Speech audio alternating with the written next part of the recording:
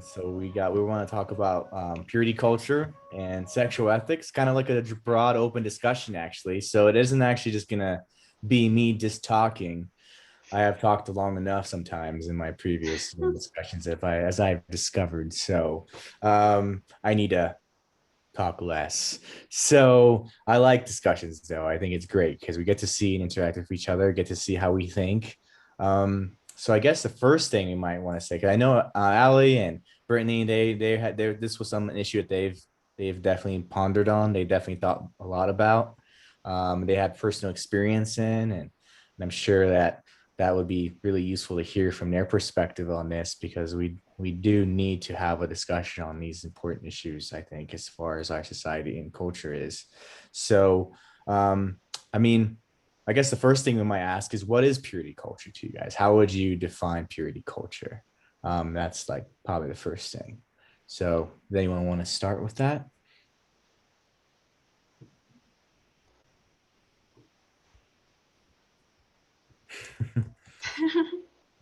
um, Okay, I choose you, Matt. Do it.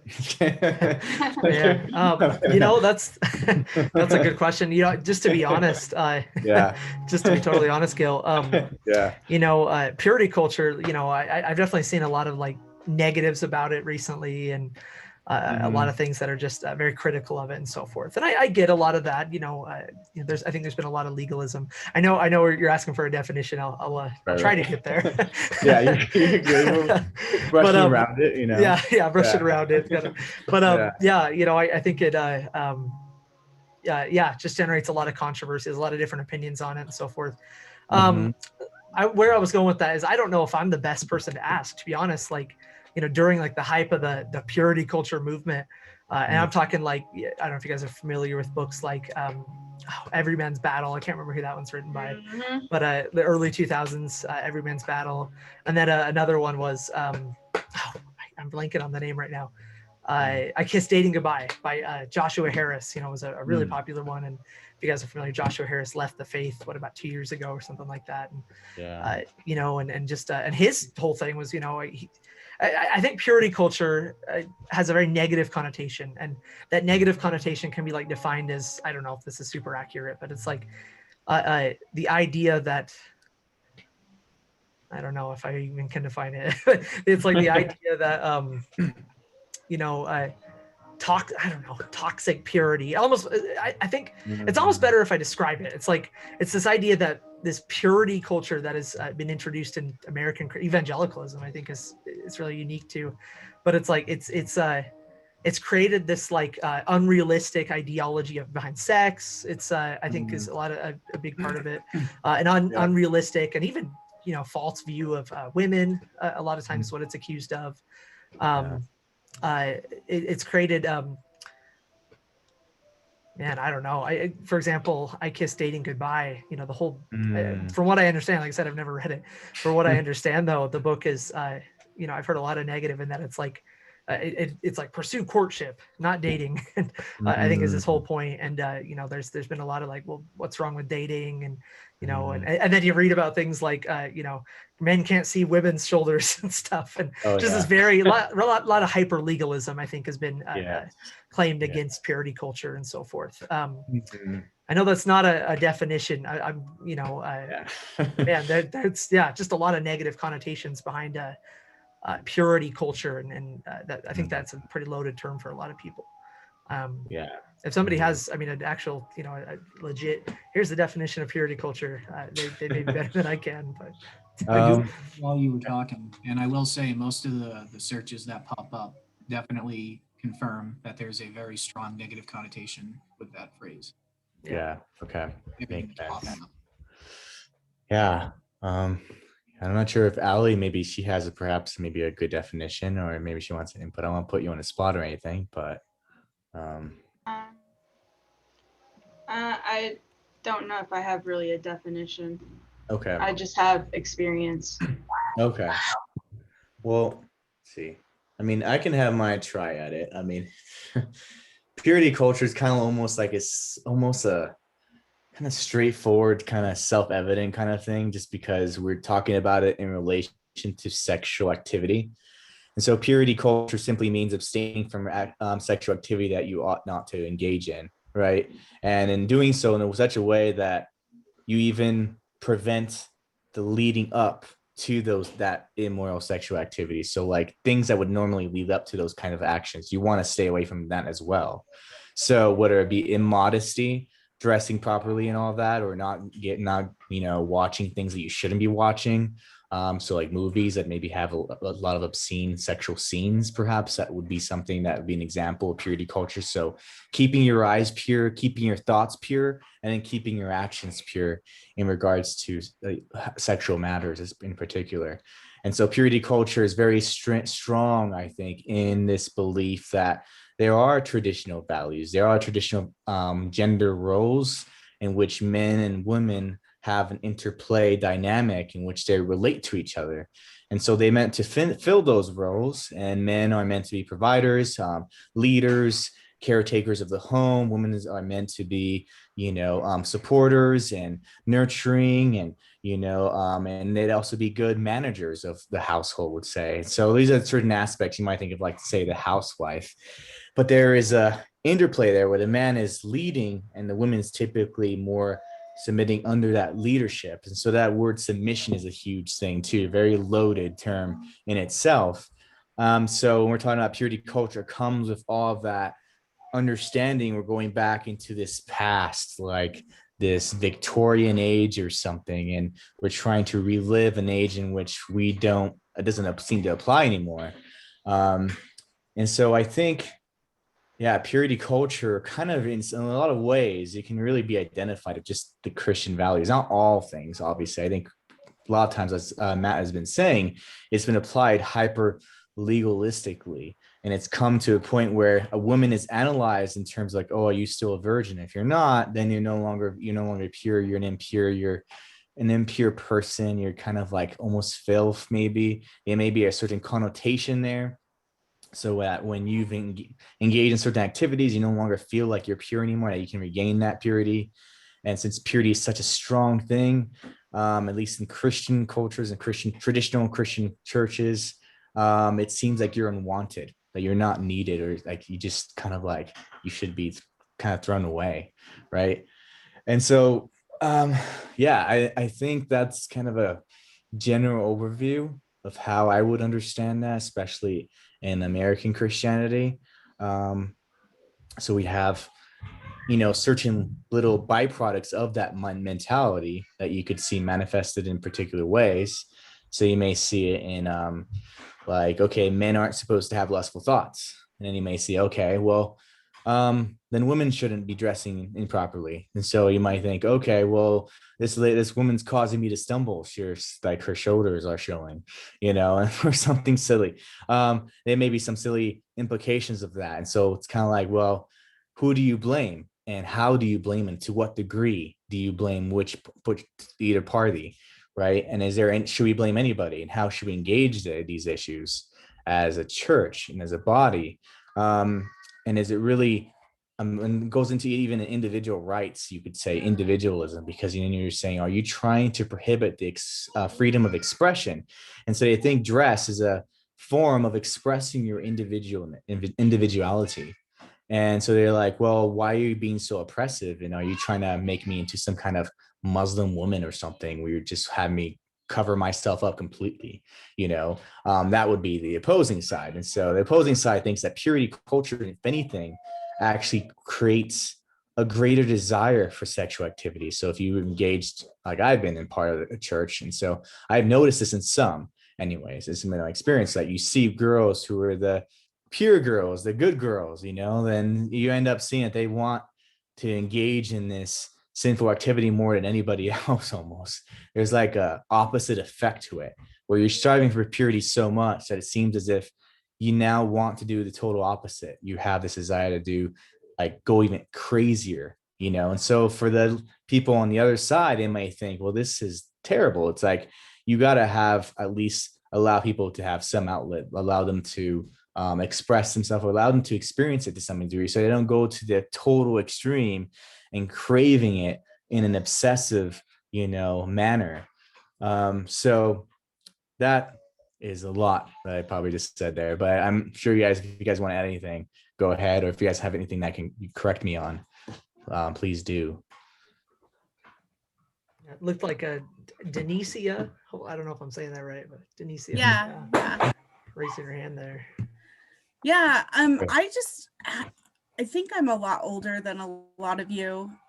So I hope that's okay. But I had a question about, like, is this idea of purity culture, has it been typically contained to like younger people, or is this something Christianity is this something adopting to like anyone who is single or anyone who is not married? Like, what I'm very curious about, like, is there an ideal age that this applies to, or what? Yeah, I would say generally it's the focus is on the teenagers, because and the 20s, those are in their 20s, because that's where the age of, I guess, more sexual activity arises from. So the church is kind of retaliating against the sexual promiscuity of the world, and probably pushing back on that quite hard. And in the process, they kind of, it's been around for quite some time. I mean, it hasn't been the last decade, it's been for decades and decades, you could say, since the 1960s at the very least, where the sexual revolution was there. But I think it goes probably even beyond that, just because you can trace all of this sexual purity, at least in, all the way to ancient times.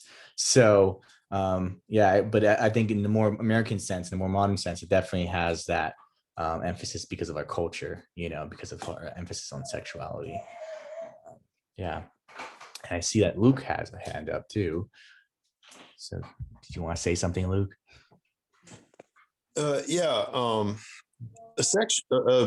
Purity culture as a general thing is actually very old. I mean, it goes all the way back to the time of the writings of the New Testament and the early church.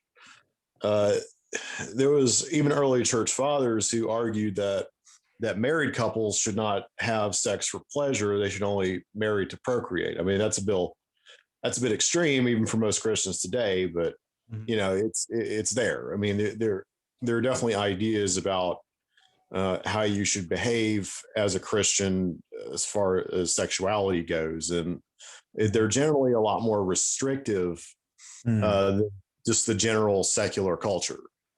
Right. But what I would say, and I'd also like to note that I'm a part of several deconstruction of ex-Christian secret groups on Facebook, and purity culture is like one of the top things that gets brought up a lot when people tell their stories about why they left the faith. And so I'm glad you brought this up tonight, because this is definitely an important topic. And that's all I have to say for the moment. That's just kind of my thoughts right now. Nice. Yeah, that's good. Appreciate that. Yeah, I do think that you're right. There were definitely church fathers that took a very, I guess, how do you call it? Aesthetic, I forgot how you pronounce it, very monkish, stoic view of things, because they were influenced by some of the Greek philosophers or some of the Greek thinkers of the time. And so that was an idea that pleasure was actually a bad thing, because they were revolting against the hedonists. And the hedonists were all about pleasure. This is everything for the sake of pleasure. I think it's interesting. It just stands in stark contrast, though, because if you look at the Song of Solomon, it talks about a lot of very passionate, desirous pleasure that's going on there. And if you look at the meaning behind it, it's actually referencing sexual activity there too, because the poetic language seems to obscure that, but it is very definitely sexual in nature when you read the Book of Solomon, Song of Songs. So I think if anyone is going to take that position, they're going to really struggle to explain that book, just because it's kind of a little bit contrary in terms of, like, at least the very more prudish people would, Christians that would have on that. But okay, well, Dan, I see Dan had raised his hand. Go ahead. Yeah, I just kind of want to bring us back, because I had an idea here when we were kind of talking about the beginning of trying to like define what exactly is purity culture, right? Mm-hmm. Well, so one thing I want to say is that God made sex, and sex is good. In and of itself, good. What happens is our culture perverts it, and it takes it and it twists it in a manner that God did not intend it for. So I guess with all that in mind, kind of building off of what I heard from Luke, I guess I would define purity culture as in some sense, just trying to pursue, well, I shouldn't say trying to pursue, but, when you have, like, if you pursue a physical relationship with someone, that you do it in a manner that does not disrespect them, that does not disrespect the way that God intended it to be, the sanctity of the marriage, things of that nature. So Yeah. that's kind of vague though, because then people try to put hard lines like, oh, you can't wear this skirt. And that's like obviously ridiculous, right? Mhm. Yeah. It's really tricky because it's kind of subjective. It kind of varies from individual, from person to person. So Yeah. those are my thoughts. That's kind of my, I guess, definition of what purity culture would be. Yeah.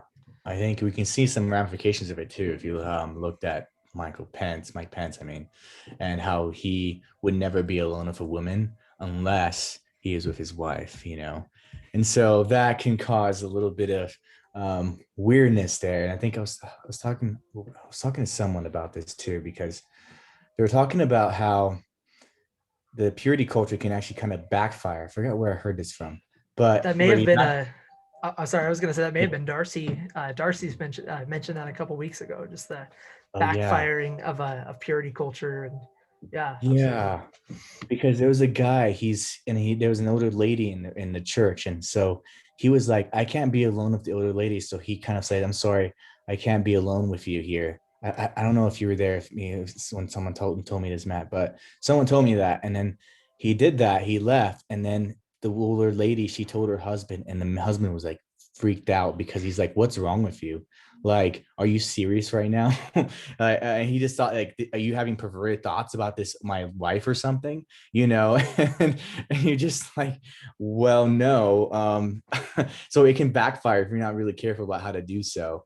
But I see that Anicia has a question, has her hand up. So go ahead.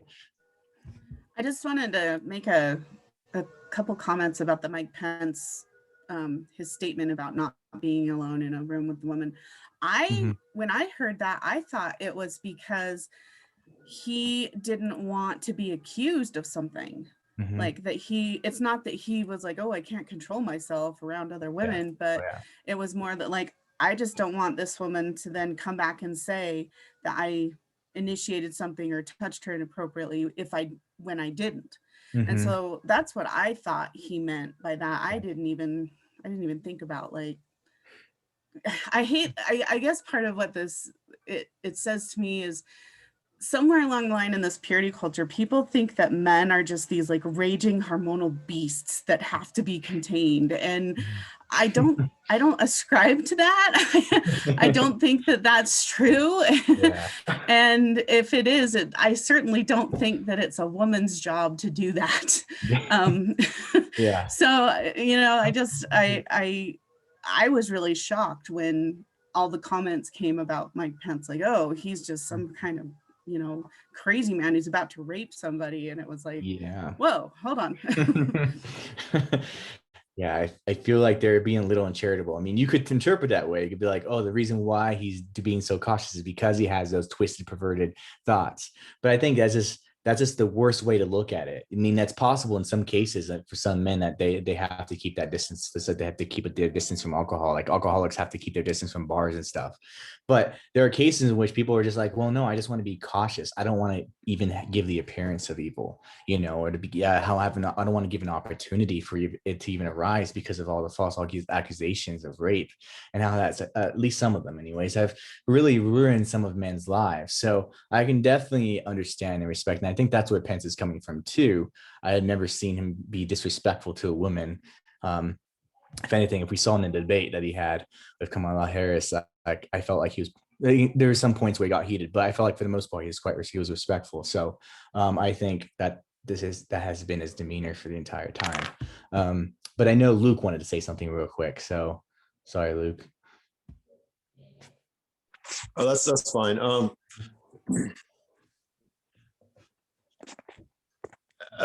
And I lost it. Somebody else talk. Okay, good. All right. I had a question for I actually had a question for Luke. Kind of just out of curiosity, you kind of mentioned being in these just Christian deconstruction. Oh, whoa. Sorry, my thing kind of went to another screen. Just being in these Christian deconstruction groups on Facebook and so forth. Just out of curiosity, Luke, what are some of the, I guess, kind of arguments against purity culture that you see on these different discussion groups? What is a topic within the realm of purity culture that's brought up a lot that you would? It's not so much arguments as it is trauma. And trauma is a big thing. Like, I've seen stuff like women saying that, they had abusive husbands, and when they said they couldn't divorce them because, he hadn't cheated on her or whatever. Stuff like that. That's a lot of what goes on with purity culture. So yeah, there are arguments, but it's mostly stories of how people have been traumatized specifically by, and especially women, how women have expressed their trauma of experiencing purity culture and hating their bodies and stuff like that. Yeah. Well, Allie hasn't said anything because I know Allie probably has a lot to say on this too in her experience. So kind of want to open the floor if she wants to say something. You don't have to. Don't want to force you to say anything if you don't want to. So I mean, I have a lot of experience with the purity culture growing up. A lot of negative experience with it. I was raped at 3 years old. I was sexually assaulted at 9 years old and assaulted again at 17. And nobody knew about it when I was 3 and when I was 9. But when I was 17, I went to my family about it, and my family, they're in ministry. I got blamed for it. And a lot of that is, I think, because of the whole purity culture. And part of it might have been confusion too, because it didn't really make sense that the guy that assaulted me was also gay. So why would someone who's gay assault a girl? But my family blamed me, as well as my school. My family put me on birth control because they thought I was going to be loose. I developed an eating disorder that I struggled with for a really long time. And then 19, I was forced into a marriage that I did not want to be in. And then I'm in the process of getting out of that marriage, but that marriage also became very mentally and emotionally abusive to me. And so I've been through a lot. And because of a lot of these things, I'm often looked down upon. I'm looked at as worthless. I'm looked at as filthy. And, I'm just I'm learning now that that's not true. That God doesn't see me that way. And I feel like the purity culture had good intentions in the beginning, and it just went too far. So that's kind of my experience. Thank you for sharing. Thank you. I'm really sorry to hear that. I mean, I know that you're going through all that. I've heard that story, but it's still really, that's the worst. It's the worst. But I just want that those are all those things are all lies for me. It's just like, I can't believe that that is going on right now, that girls are being told that, you know.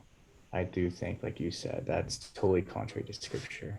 Um, oh, I, Daniela, I see her hands raised. Hey, I didn't actually see that you were here, so welcome. Go ahead and speak if you're still there. Okay. Yeah, I'm right here. Thank you. Yeah. So I think that the term, the purity culture is like, it's based on a strict stereotype based binary. Like men are expected to be strong and masculine and leaders of a household and whatever, and women are expected to support them, to be pretty, to be feminine, to be sweet and whatever. So when something happens to either men or women that are out of these lines, then they are the ones to blame. And I just wanted to say, Ali, I believe you, girl. I support you. I personally, I think you're such a strong female. You're a role model, and I know that, you know, I don't want to swear, but I feel like, you know, Christ didn't intend all these things that are happening, like to for society to see females are delicate and you know, you can express your sexuality and whatever. That's what I feel, you know. And at the same time, I think that, you know, you're a strong woman and you are gonna be an amazing example if you try to talk to about this to all the females. I believe you, I support you, I see you, and your story is important. And please just know that this wasn't your fault.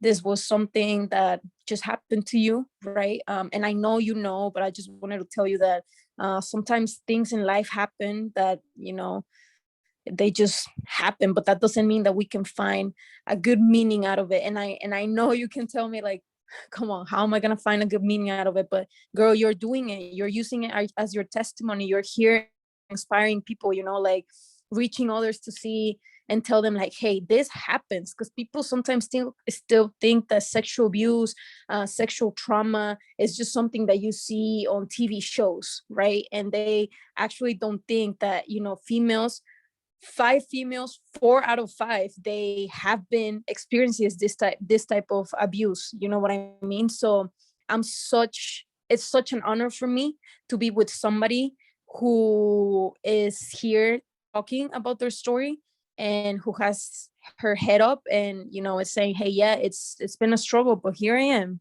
right? And here I am, and I'm trying to get out of this marriage. And you know, I don't know you, but I support you. I see you, as I mentioned before. And you know, I know God loves you regardless of what happened in your life. What are you going to do in your life with the decisions you take? You know, God gave us freedom to do whatever we want, right? And he will still choose us no matter what. I'm not saying, yeah, go and sin and whatever, you know what I mean? But what I'm trying to say is that he will love you regardless what happened to you, how people see you, the labels that society will give to you. Like that, those things do not matter. And those things will never to people who actually care and love you and see you as Ali, right? As this lady who I met on Zoom. Because I don't see you as, oh, well, you know, the girl who experienced all of these things. Hell no, I see you as a strong woman who's raising her voice, who's telling the truth, and who's, you know, strong. So I'm sorry if I swear, but I just needed to let that out. And, you know, just know that sorority is a real thing. It's something that I've been trying to do with females, you know, letting all the females know that we are here to support. So girl, if you need anything, I'm right here. You can text me, you can do whatever. I'll send you my number. But just know that you're an inspiration, and thank you for sharing it. I appreciate it very much. Thank you.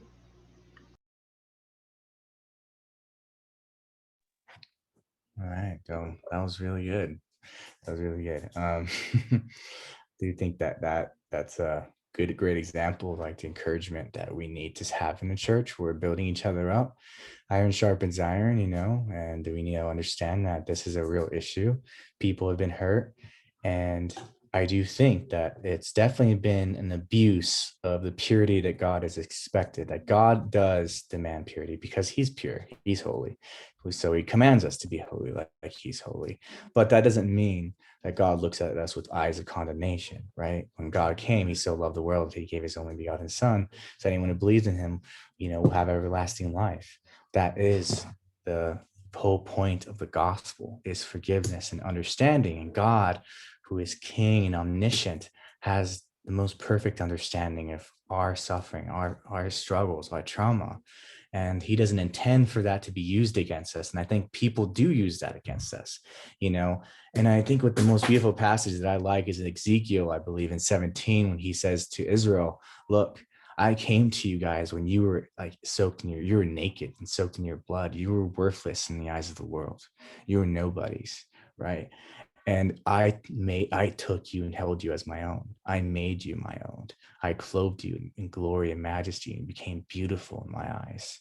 And I think that that's what God wants for everyone. That's what he's doing in that work of salvation. It's such a powerful thing because he's elevating us from this sense of purposelessness, this sense of void, and filling it with a sense of beauty and wonder and power and love, that helps us to walk in the freedom of holiness. Because when people think of holiness, they think of it typically as a way of enslavement. It's keeping you in this rigid rule. But God's not trying to enslave you. He wants to free you because he says, like, this is my daughter, these are my sons, and I want them to flourish. I want them to be happy. And so God sees that pain, and he's going to use that to store. And it just definitely does anger me, though, because, when you've experienced these things and then yet you are made into the person to blame.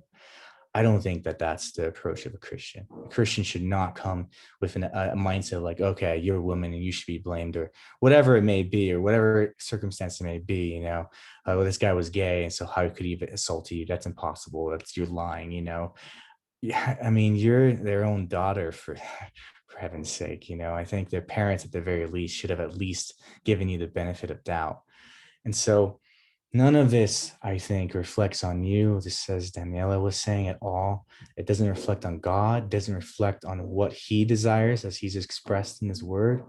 And I think real, true purity culture, if it's going to be true to God's word, in which we do have to have some purity, because we do need to make sure, that we're honoring God and we honor those around us. We treat women with respect, we treat each other with respect. And that's super important. We got to abstain from anything that would be wrong in God's eyes. And God does that for our own good. It isn't because he's some dictator. He just takes pleasure in making arbitrary rules for us.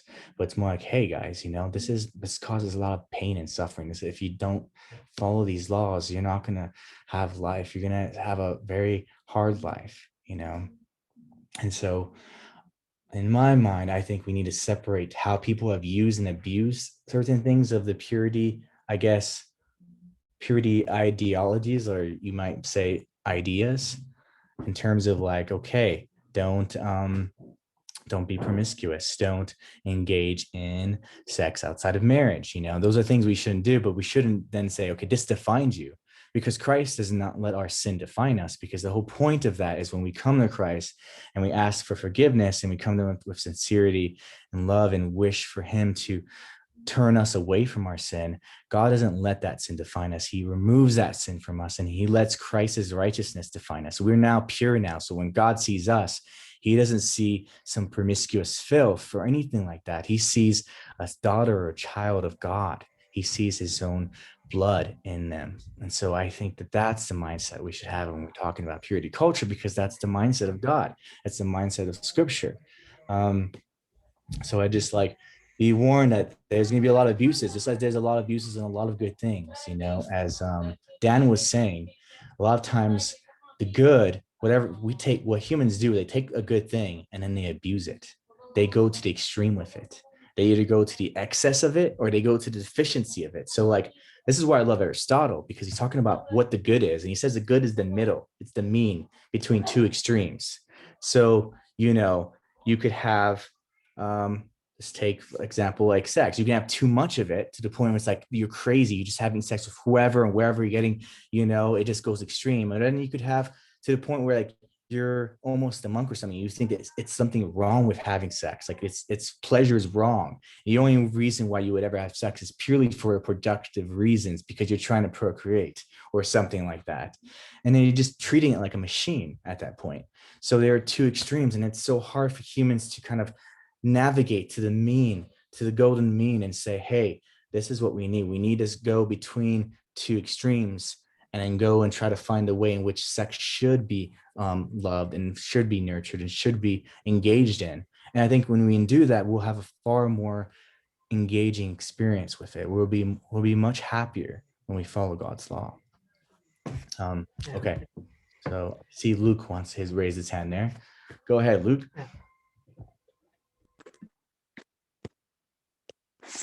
Okay, so I feel like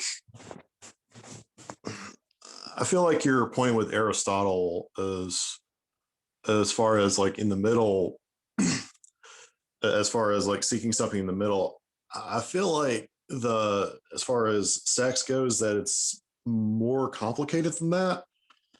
One of the reasons is I'm asexual, so like I don't feel sexual attraction to other people, even though I can experience arousal and stuff like that. So there are people like me who would be on that extreme end, but not necessarily for ascetic reasons, but because it's their orientation. And it's kind of hard to argue that they're doing anything wrong. But I feel like that kind of gets into the LGBTQIA thing. But as there is definitely something to be said about people who are just sleeping around like crazy and not being careful and that sort of thing. I mean, that's an easy way to get an STD and have negative consequences and that sort of thing. So I feel like your point is somewhat valid, but I feel like there's a lot more complication to this issue. Oh yeah, that's fair, because I think Aristotle is a lot more complicated than I just led on right now. So he would not disagree with you there. Actually, he'd say, like, for example, when it comes to just take nutrition, the reason why Aristotle is so famous too in his doctrine is because he's like, no, there is no one size fits all approach. So when we're talking about like weight gain or all that kind of stuff, what foods should you eat? He's going to say, well, that's relative to at least some extent to the way in which your body's conditioned, right? So your body can be conditioned in a certain way. So then what's right for you to eat is going to be different from what maybe it might be a good proper diet for someone else who's a different size, who's of a different weight. Perhaps he has a different metabolism. So those are the things that we would say differ. So there's a certain relativity in Aristotle's philosophy that's built in. And he says the mean isn't so clear cut where you just have a mathematical calculus and then all of a sudden you have one answer for every single individual. It's actually going to differ with respect to the individual. So in your case, he would actually agree that that's fine. If you're just like, you don't have those desires and you're kind of wired a little differently. So he's not going to say that you're somehow like some terrible being or whatever, like you're in some kind of more fault there. He would have a more complicated answer there. And I think, yeah, so I think that's the summary, but I know Denicia wants to say something here. So let me give her a chance to. I just wanted to offer that in some Christian circles, the idea of asexuality is actually looked at as a gift, one of the spiritual gifts, of like chastity. So I don't think that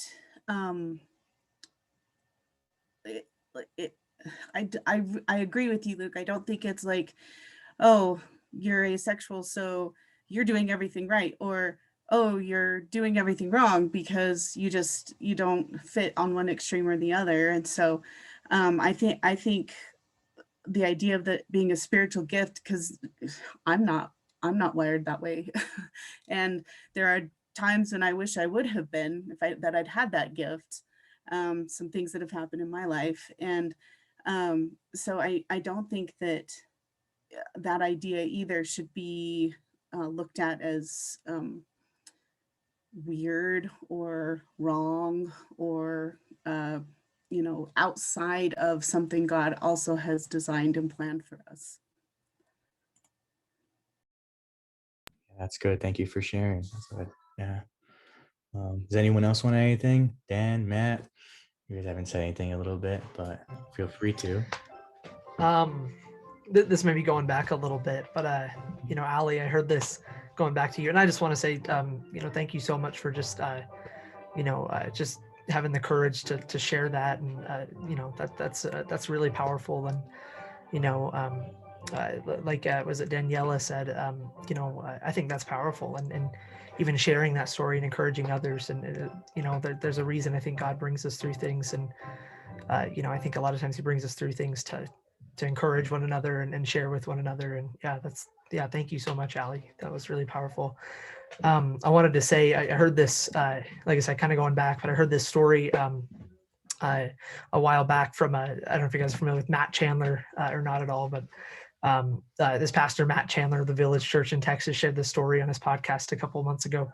It was a while ago, I should say. It's kind of a famous sermon illustration he gave, but he talks about when he was first in a ministry, inviting this young woman that wasn't a Christian, that was seen as fairly wild and promiscuous and so forth, to like a Christian concert. She had, I think 3 husbands already, and was living with a man at the time and so forth. And he invites her to this concert, and before the concert started, this Christian evangelist came up, and he had this, it was interesting. He shares the story of how this evangelist had this rose, right? This red colored rose. And he's like, smell, look how pretty it is. And then he's like, he throws it on the audience, and people start passing it and all this stuff. And, obviously, and eventually the rose makes its way back after everybody's kind of touched it and grabbed it, and it looks horrible, right?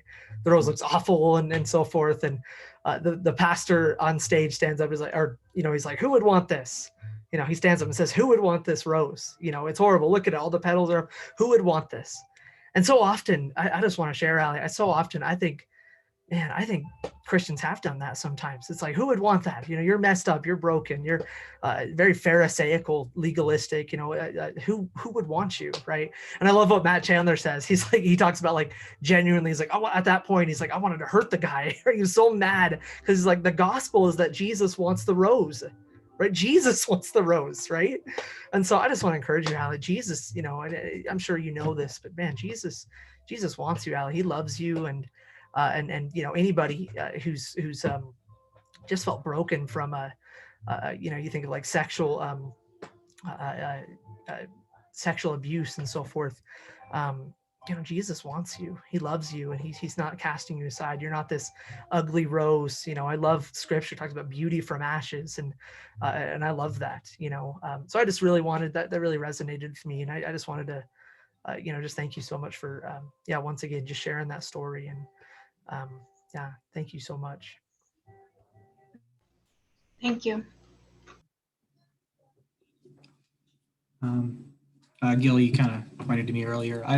Mine's a little bit, I don't know. I just have random thoughts. I don't know how strongly connected they are with the major theme we've been discussing, but just, and I hope I don't sound like a broken record, but in my perspective, the idea of pursuing purity is it stems from a desire to want to know things as God intended them to be.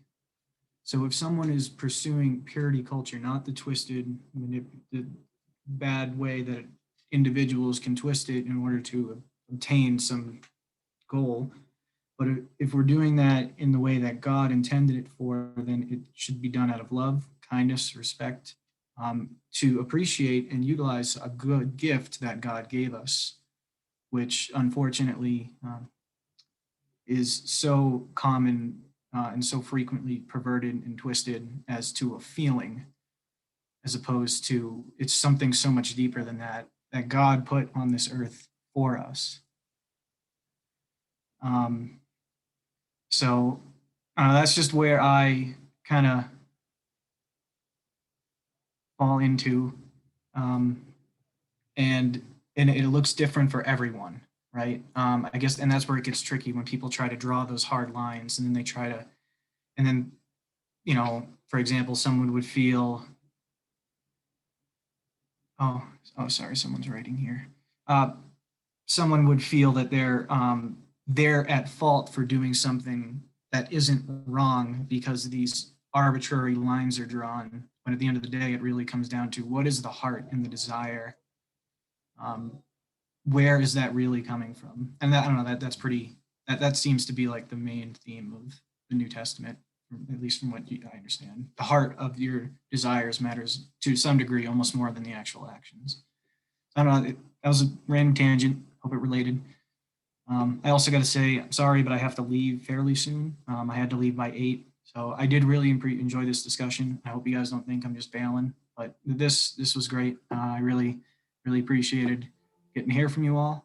And if it's on Sundays, I would like to participate in the future. Thursday nights just don't work for me. So anyway. Okay.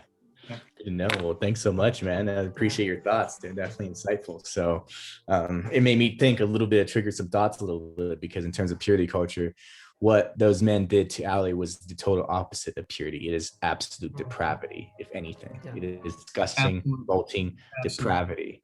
And so if anyone was to really advocate purity, we would really get on those men and punish them to the fullest extent of the law, because that's what they deserve. You know, God is a God of justice, a God of vengeance. And so, and if we pray for vengeance, he says he will answer that, at least. So if that, I know it might sound like a strange prayer, but you know, there are people, and probably other women out like there, who got affected by those same men. And we don't want them to continue propagating that kind of activity, because that's a total opposite of what the purity God wants in us. And in fact, and then with respect to your parents and how they treated you and blaming you in this, it just seems like that's a total opposite too. You know, when we're talking about purity, purity also includes not just abstinence from like sexuality and all these things, but to be pure in a way that God is pure. Now, how is God pure? He's pure not just in the way that he is just, but he's also pure in the sense that he's also merciful, forgiving, and he's also understanding, and he's patient, long suffering. So I think our mentality should be like, okay, let's listen. Let's not be quick to judge. Let's not be quick to attack. Let's not be quick to condemn, but let's be quick to listen. Let's be quick to understand and be able to see where you're coming from. Even if you're skeptical of the story, like say there's someone else whispering in your ear something else about this, what happened, you know, you want to confirm that. You don't want to just take one person's word and then say, okay, this is it, because that's how things get destroyed, I think. Okay, see you, Dan. Take care. It's good seeing you. I think that's how things get bad on both sides, right? I think if we just take the women at heart, there could be false accusations that could just ruin a man's life, right? And it has. There are women who do make false rape allegations against men, but then on the other end of the spectrum, if we just listen to men and they say, "No, I didn't do nothing," you know, like she made me, she kind of like dressed in this way, and like she kind of wanted me, you know, and all these other kind of excuses, like that's just BS, you know. It just, that doesn't fly. You can't, that's unacceptable. So we need to have a view in which we kind of have balance. Let's hear both sides. Let's make sure we do it with an intent to understand the truth, to be merciful, but also to be very firm and just, and seeking God's heart. And I think that is what purity should be. That's the purity that biblical Christianity advocates. Okay, Luke, I see you got your hand raised there. Yeah, I'm just, I guess, kind of switching gears for a minute, but like purity culture has also affected national culture and politics in the US as well. And specifically, at least how it's done, especially around in the South where I live, is with abstinence only education. And what's ended up happening, in just even 15, 20 minutes down the road from me, I mean, there's a high school where at least a third of the girls drop out every year because they get pregnant and have children, because they don't know how to use protection and that sort of thing.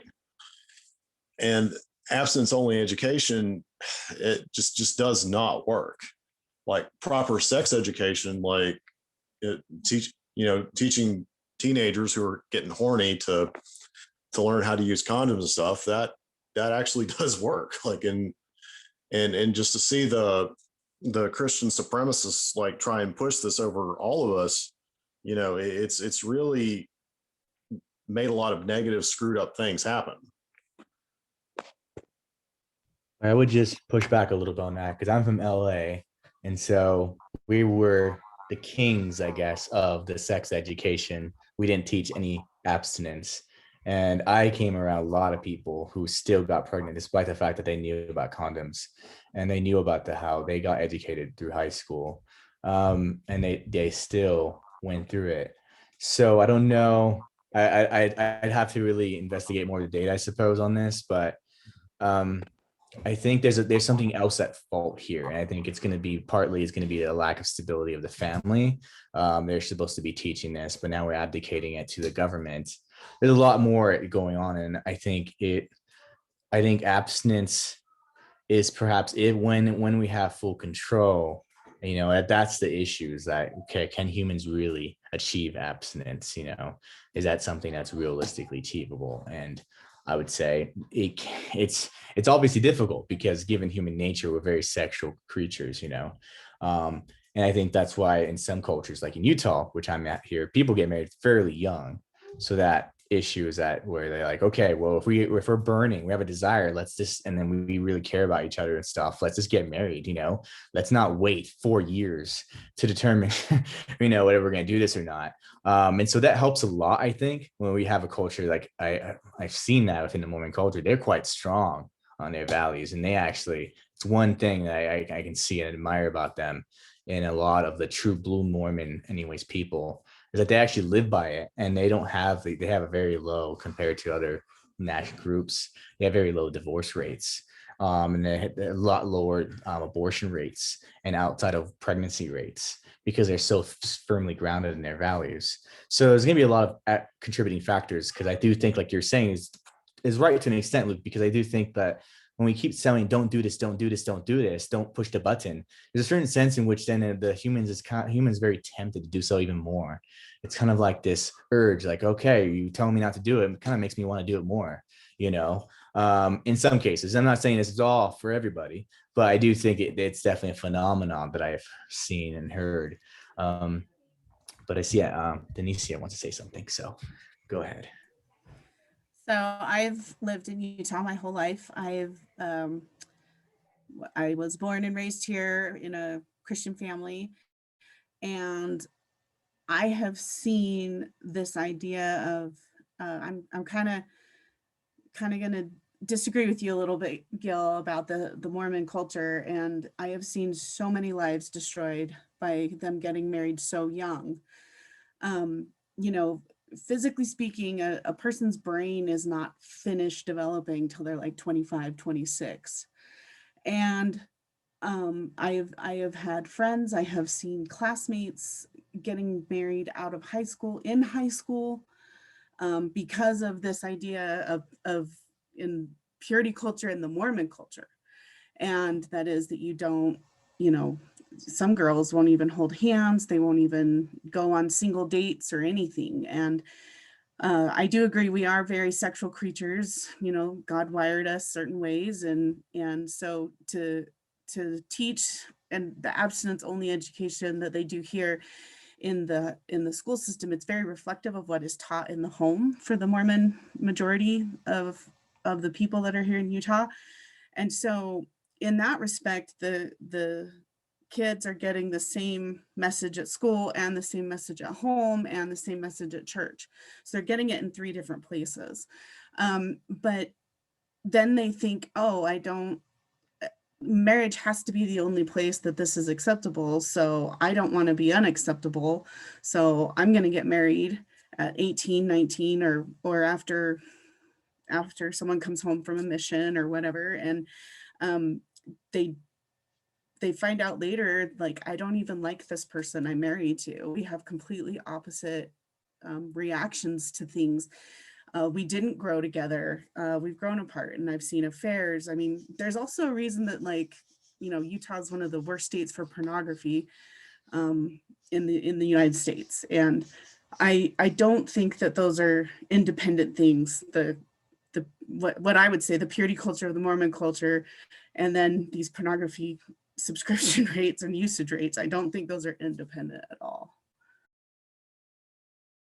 Yeah, I think that's definitely true. I've seen that too. I'm just referring more, I guess, to statistics that I've read online, that it seems less comparatively speaking, but that may have been changed, because I think what I've seen is probably maybe a few decades old. Maybe I have to check and verify the statistics where I got it from. But I do think you're right. I do think that, again, when we push back on a certain when you kind of push for purity, there's a certain rebellion in human nature, where it's like, well, I want this more now, and so it's like, it's hard, because I do think if you're coming from a perspective where we do as Christians believe in abstinence, right? I do think that is something that is what God commands.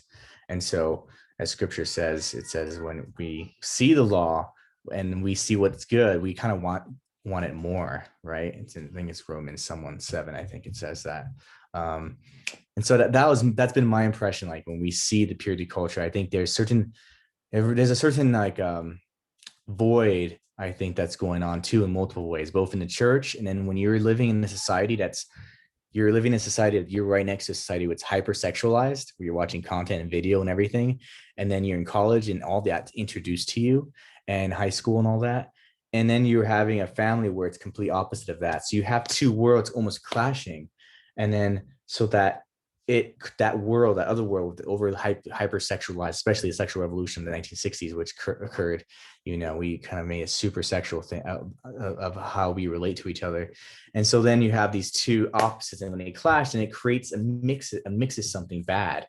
And then it creates, I think, these deviant desires that we have in us that kind of goes to the extreme, is how I would interpret it. So it would explain why I think at least Utah would be high in porn consumption rate, because it's like, well, we have such a high calling of purity, and yet that's not reflected in our society around, especially American culture, and it influences us with our TV shows and programs. So Matt wants to say something. So yeah, no, I just really bouncing off you, and then also address into Luke as well. I think just when you mentioned Luke, like in the South, and I haven't spent too much time in the South. I went to college down there for a while, but just you see these maybe not homeschool, but like private Christian institutions that are abstinent only, that are, you see a lot more, maybe possibly, I don't know, but a lot more sexual promiscuity and so forth. I wonder too, and just kind of bouncing off what you're saying, Gil, is, our society, it's like that, on one side you have this, abstinence, and then the other side you have our culture, which is, very extreme, obviously, in terms of sexuality, in terms of movie content, in terms of all sorts of things. I heard I think it's Vadi Boucham, pastor. He's a pastor, theologian. He said, like, our culture is like always at he's like, if there's a scale of sexual, how did he put it? Sexuality, I don't know how he put it. We're like always at like an 8, right? And so there's pornography is obviously at like a 10, or even harder maybe than that. Prostitution, I don't know, is like a 10. We're constantly at like a 7 or an 8 on daytime television, right? That sounds old, but I mean, just what I mean. It's like and so when you're encountering with that, you're a Christian, and some of that, I wonder if it's not, as a Christian, from my point of view, a lot of that, I wonder if it's spiritual too. You think you're trying to stay pure, and there's going to be, it seems to me, there's going to be temptation, that's going to try to get in the way of that purity and so forth. There's a spiritual element to that as well. And, even a demonic element, I think. I don't know if you'd agree with that, given your worldview. But yeah.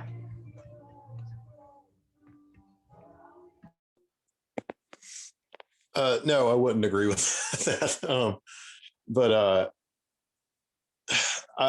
the way I see it, like certain things are more harmful than others. I mean, you bring up pornography. My problem with pornography is not so much what the people are necessarily doing or what the people are, what the viewers are necessarily looking at. I have a much bigger problem with the exploitation of sex workers. I think that's a real serious problem. That's my big beef with it. I'm fine with like people being consensual in that area, but it's like the big business and the exploitation of people that really irks me, that I really hate about it. Really agree with that. Yeah, we can agree on that big time. That's, at least I do believe pornography entirely is wrong, but I mean that's a big one though for sure. Sexual trafficking is very disgusting. So yeah, definitely agree there. I'm trying to catch up on some of the yeah, Ellie's done. Yeah, you're right, Ellie. That's it is. So I mean, I'm a leftist, but one of the things that leftists often argue about is like sex work and pornography, and of course, there's, like I brought up, like it's consensual and it's genuine work for one thing, but on the other side, you have these huge companies that are just destroying women, and so it's a heated topic within leftist circles. So it's not just Christians and atheists and stuff like that. Right. Yeah. I remember I was in ethics class once, and yeah, two heated females about it. They were debating. We're talking about pornography, and we were like, should it be, is it good or not? And oh man, they were, when one girl was taking the side, like, yeah, sexual trafficking, and this is actually it objectifies women who are basically selling women's bodies.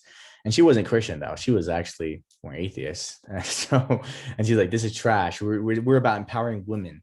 We don't want to enslave them as objects to a screen for the pleasure of men, because that's really what it ultimately is. You're making men you're giving men your own body for pleasure as a visual stimulant." And that's just disgusting, she said to her. It's like, no. And the other girl's like, no, it's their choice. If they consent to it, then it's their work. And then they got so mad, and they were like, how dare you? Like, I don't know. They were getting really out in their face, and like they were calling each other's names and went up in their face, and to the point where they're just like effing. It's like I F you and all this, and that was the most intense debate I've ever been in an ethics class. And I was like, geez. The professor had to break them up because they were about to like almost fight with this. So I realized, like, you're right. This is even more heated than you might even imagine. I just saw that up front, and I was like, geez, this is a personal issue. And yeah. Oh man, this is such a big issue too, because I do think sex has huge ramifications for the very foundations of society. How you think of sex, what role it should play, and the gender roles, if there is any such a thing. And if there is no such thing, then it's like, well, there's a lot more ramifications of that. It's like, well, okay, well, it's a construct then. And with any construct, you can create any construct as you please, and that fits whatever your particular wants or desires are. But if there is actually, in fact, a set of roles, at least some broad boundaries by which we are meant to be who we are, then that means something built into us, say, by our biological nature. Then it seems as if, well, if that's true, assuming that's true anyways, then it seems like we would be missing out, and there might be a lot of men feeling a void in them. And I think that's what's happening with Jordan Peterson. Is a very clear example. Men are desperate for some meaning and purpose in their life, and they don't feel it. They don't see it in the culture that they're living in. So they're turning to people like Jordan Peterson for a solution to their emptiness and their void, because they don't understand who they are. What does it mean to be a man? Is there any such thing as what it is to be a man, or is it just emptiness, or is there something to what it is to be a woman, And so these two, like, if there is a gender role, and then it would kind of cause a certain kind of emptiness inside that people are trying to fill in other ways, I think. And that's assuming, of course, there is a gender role. I mean, that's the whole big debate, right? In the circle that we're talking about here. And I do think that it's not so fixed to the point where it's like, okay, only men, play with like cars, and they can't play, if anything, that's pink, something that's like, well, okay, that's not really, or only men have to smoke cigars. And if you don't smoke a cigar, you're not a man, and other silly things like that, some macho mentality where you have just being tough and egotistical and rude. Those are just very shallow senses of what it means to be a man. But I think if we have a more proper sense of that, then I think it opens up the doors for all kinds of opportunities. And then when you have those roles properly envisioned, I think then you have the role of marriage properly envisioned. When the role of marriage is properly envisioned, then your children can flourish more properly under that environment. And there's this a trickle down effect. It isn't just one issue. I think we need a family that's strongly girded in grace and love, something that Ali didn't experience, that I would definitely be willing to give to my kids if I ever get married or anything. I would like to be able to show them that grace, show them that benefit of doubt, and not repeat that. I want to be able to live that out and show them the love of Christ, So when we talk about purity culture, there's so much things to unravel, because we're talking about sexual ethics entirely. We're talking about the very foundations of civilization and how it's formed. We're talking about, the heart of men. If you say certain things, don't do this, are they going to want to do it more? So yeah, go ahead, Luke. I just had a question. What do you mean by civilization?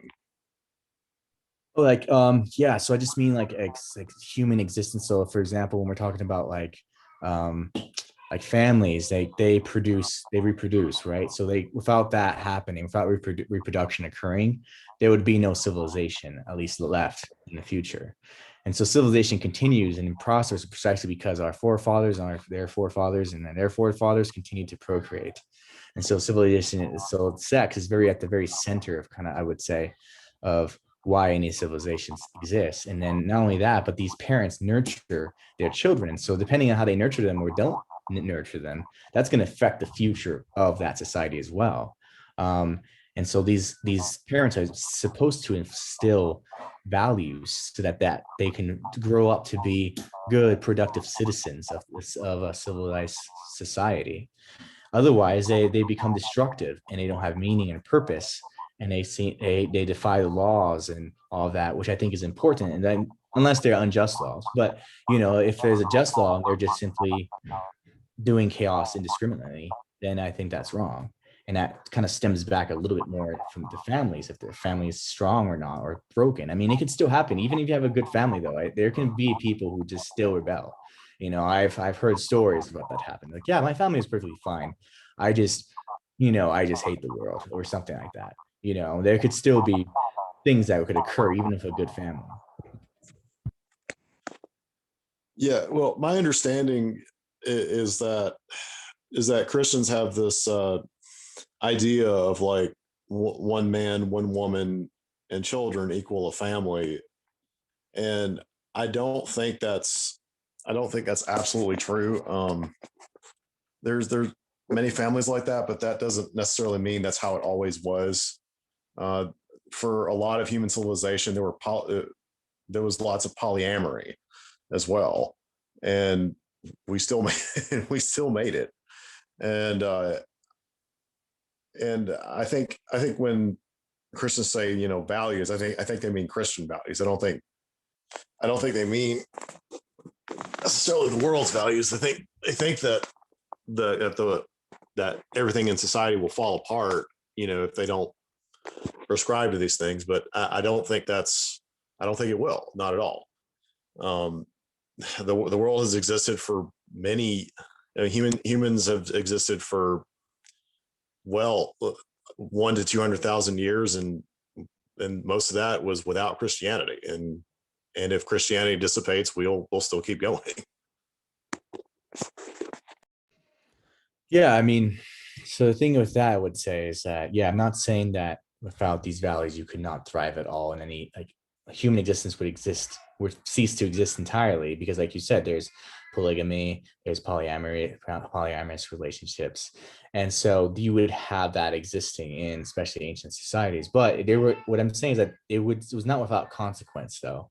So there were significant consequences to a lot of those actions. So for example, in the early patriarchs, if you had big families, multiple wives, well, what ended up happening a lot of times is that you had sons competing for the throne, bloodshed over and over, lots of bloodshed, because a lot of times these sons were not properly taken care of by their fathers too, especially because their fathers could not obviously take care of all those children by himself. He's just one man. And so oftentimes that responsibility would come to some other people. And so there's a lot of consequences there too that actually affected civilizations in big, serious ways.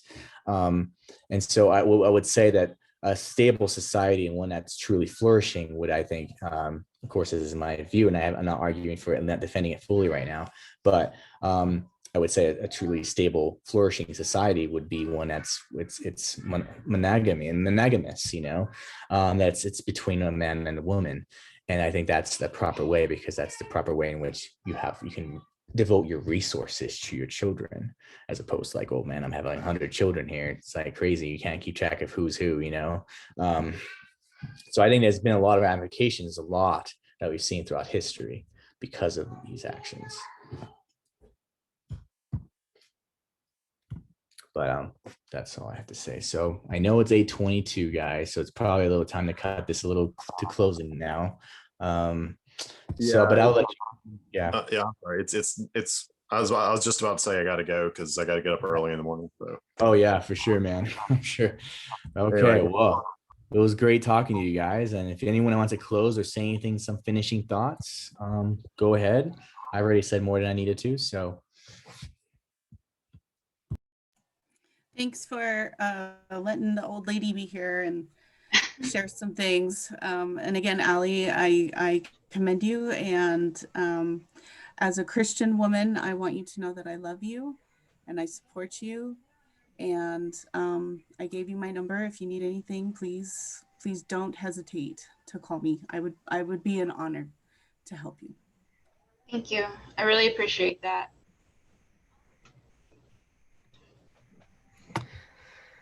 Yeah, I just want to say,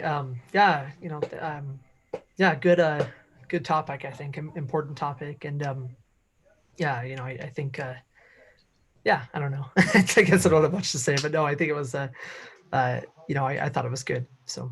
Yeah, there's so much to cover. It's like, geez, we're talking about sexual ethics. This is a huge topic. Yeah, it's kind of a lecture, a multiple. I know, I'm already reading this book called Masculine Christianity. That's right. It's kind of really changing everything about what I think about, especially about first wave feminism. But man, second wave, third wave, really wild. But I can see why we're on the way that we are because of this, So anyways, that's I was just gonna say, I remembered I was gonna be like, I knew you were gonna pull out some Aristotle, Gil. I saw it coming. Oh, you knew? I was like, here comes the Aristotelian here. the Thomist here is coming. No, that was good, dude. Aristotle. You predicted you okay. So dude, I saw when you were going the excess and the defect. I was like, man, I know where this is going. No, that was good. Man. That was good. Aristotle is amazing, dude. He's great. He's a G. He's the GOAT. He's the GOAT. Dude. Oh yeah.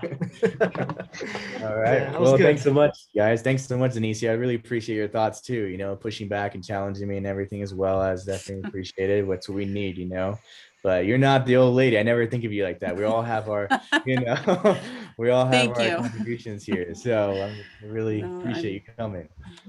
Yeah. So. What was that book?